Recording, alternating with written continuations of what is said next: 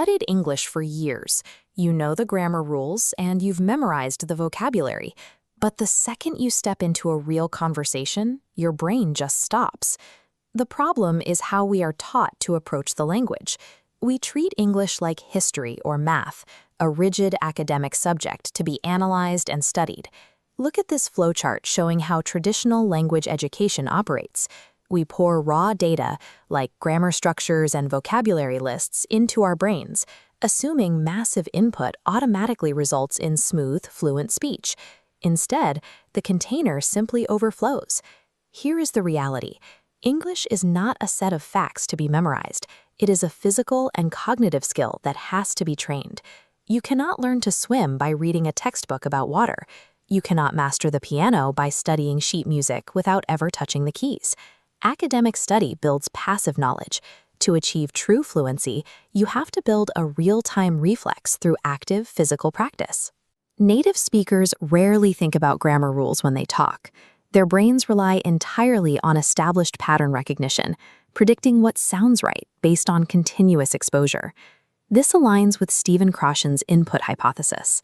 The input hypothesis is a linguistic theory stating that the human brain acquires language organically when exposed to messages and patterns it can actually understand, rather than rules it has to decode. Let's test this right now. Listen to this phrase. I'll see what I can do. Now say it aloud twice. You didn't need to analyze the grammar to physically feel how those words string together. This visualization illustrates the biggest obstacle to natural speech: mental translation. The top path shows fluent thought converting directly to speech. The bottom path shows the translation reflex, diverting into a tangled route. Under conversational pressure, cognitive load maxes out, output stops, and you freeze. Conversational fluency is not dictated by possessing a massive vocabulary. It is determined by your retrieval speed, how fast you can pull up the words you already know without filtering them through translation. To start bypassing that translation reflex, try this micro-exercise.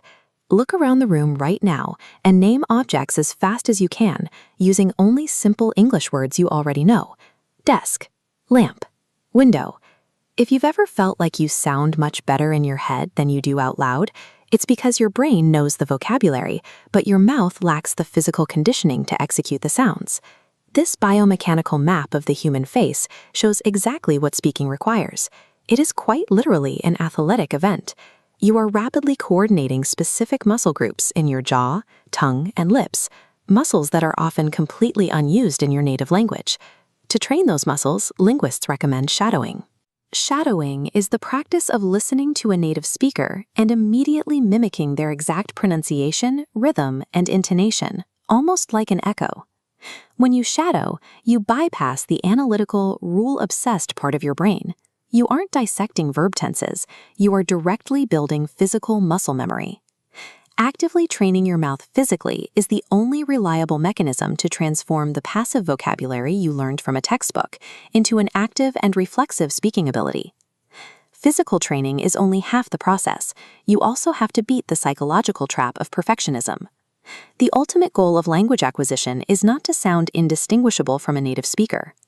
Look at this radar chart comparing a native accent with intelligibility. Intelligibility simply means being clear, confident, and functional when you speak. Linguistic research confirms that achieving high intelligibility is scientifically and practically more valuable than chasing a flawless accent. In the global professional world, functional English is just a practical tool used to exchange ideas. It is not a test to be passed or graded. To utilize that tool effectively, you have to make a deliberate identity shift. Stop framing yourself as someone learning English and start declaring yourself an English speaker. Adopting this identity alters your behavior. It strips away the anxiety of being evaluated, replacing it with the relaxed confidence of utilizing a master tool. Enduring a 1-hour academic grammar lecture once a week will not build that reflex, but a 5-minute daily physical language workout will. This infographic outlines the precise 5-step daily routine required to build your speaking muscles. Listen to a phrase, shadow the audio, speak it independently, review your delivery, and repeat the loop. Try committing to this strict 5-minute physical routine for just 7 consecutive days. You will actively feel your retrieval speed improve. Which of the 3 truths we covered today hit the hardest for your language goals?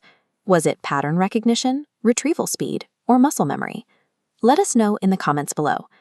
Now that you know how to build the physical reflex, the next step is mastering the cognitive side. In our next episode, we will break down the precise techniques to think entirely in English without relying on your native language to translate.